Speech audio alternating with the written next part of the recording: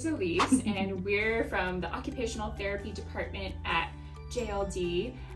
We're both feeding specialists here, and today we want to talk about getting your child involved in meal prep. Yeah, so let's talk about how we can make meal prep a fun way to get your kids more engaged in food.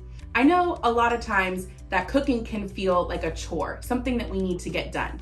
But if you think way back, remember when cooking was fascinating, when foods were interesting, and it was something to explore? Kids already are wanting your attention. They're wanting to see what you're doing and to get involved with it. Instead of letting that be an annoyance, bring them up on your level.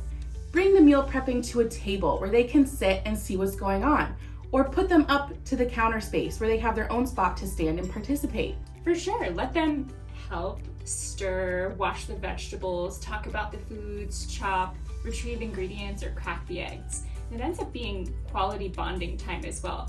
They'll be so proud of what they made, even if they're making it for others, and it helps build those positive experiences around food. When it's time to eat, sit down together. Let them see everyone enjoy what they've made and add a little to their plate without pressuring them to eat it.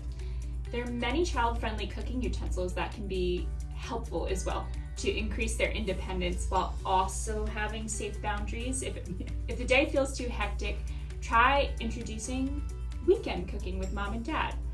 Weekdays can feel rushed, so try to focus on these activities when you're relaxed and have the most time to enjoy it and not to rush them. If you want more information on how we can involve the kids in cooking in a safe and also manageable way, come on in and talk to us at JLD and we can give you some more tips.